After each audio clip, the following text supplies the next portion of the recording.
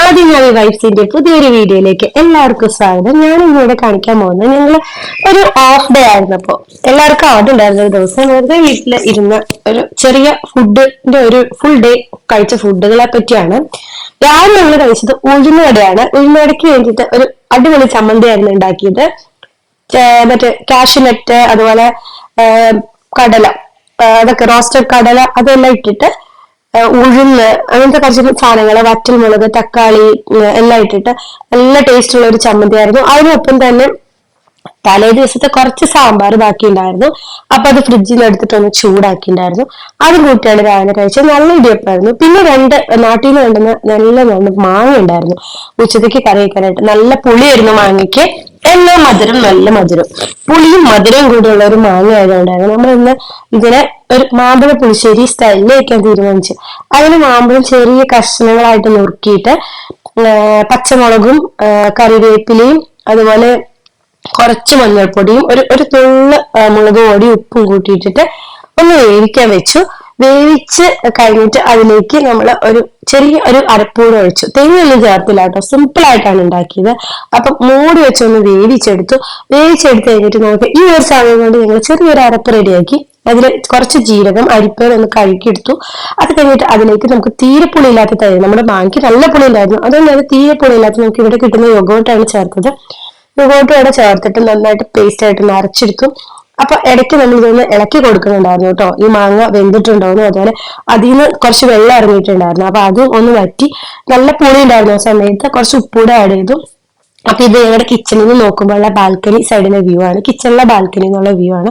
അതോടൊപ്പം തന്നെ നമ്മളെ ഉണക്ക ചെമ്മീൻ ഒന്ന് റോസ്റ്റ് ഉണ്ടാക്കാൻ വേണ്ടിയിട്ട് പാരലായിട്ടുള്ള പണികളായിരുന്നു കേട്ടോ. അപ്പൊ ആ മിക്സി നമ്മൾ ആദ്യം അരച്ച അരപ്പ് മാറ്റിയിട്ട് അതിനകത്ത് കുറച്ച് സവാള അരച്ചെടുക്കുന്നുണ്ട്.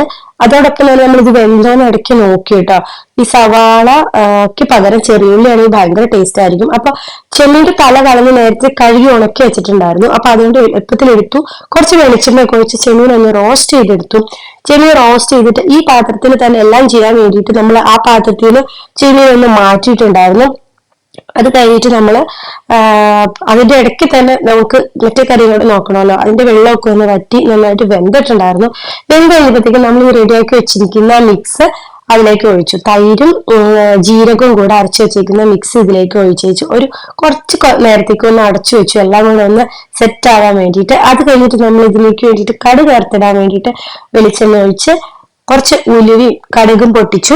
കടുക് പൊട്ടി കഴിഞ്ഞപ്പോഴത്തേക്കും കറിവേപ്പിലയും വറ്റൽ മുളകും ഇട്ടിട്ട് ചുമ്മാ ഒരു സ്വാദിനും നല്ലൊരു കളറിനും ഒക്കെ വേണ്ടിയിട്ട് കുറച്ച് കാശ്മീരി ചില്ലിയും കൂടെ ആഡ് ചെയ്തിട്ട് കടുക് വറുത്ത് അതിലേക്ക് ഒഴിച്ചിട്ടും കുറച്ച് നേരത്തേക്ക് ഒന്ന് മൂടി വെച്ചു.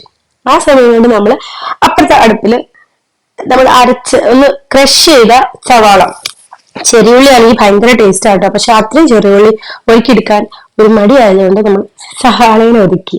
അപ്പൊ അതാ അവിടെ നമ്മള് ചെയ്ത പരിപാടിയാണ്. സവാള ഒന്ന് വഴറ്റിയെടുത്തു.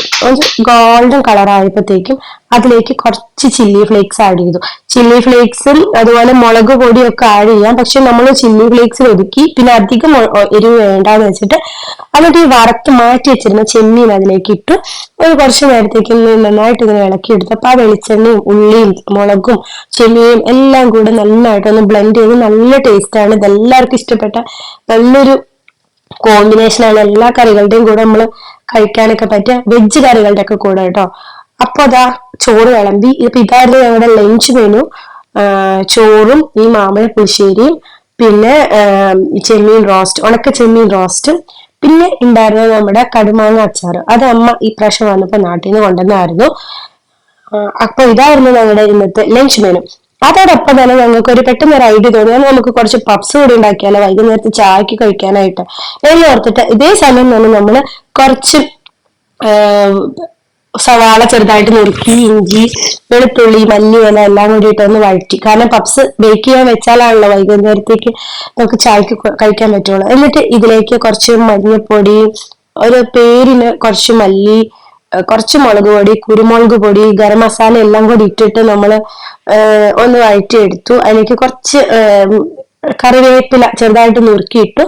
അപ്പൊ നമുക്ക് പഫിന്റെ പേസ്ട്രി നമ്മൾ വാങ്ങിച്ചിട്ടുണ്ടായിരുന്നു. പഫ് ലീവ്സ് നമ്മൾ പുറത്തുനിന്ന് വാങ്ങിച്ച് ഫ്രോസൺ ആയിരുന്നു. അത് കുറച്ചു നേരം ഒന്ന് ഡീഫ്രോസ്റ്റ് ചെയ്യാൻ വെച്ചിട്ട് ഞാനൊന്ന് ഇതുപോലെ പപ്സിന്റെ ഷേപ്പിലൊന്ന് സെറ്റ് ആക്കി കൊടുത്തു. അപ്പൊ ഉണ്ണേട്ടനും വന്നു. പിന്നെ ഉണ്ണേന്റെ ഭാഗം ഒരു പപ്സ് കൂടെ ഉണ്ടാക്കി.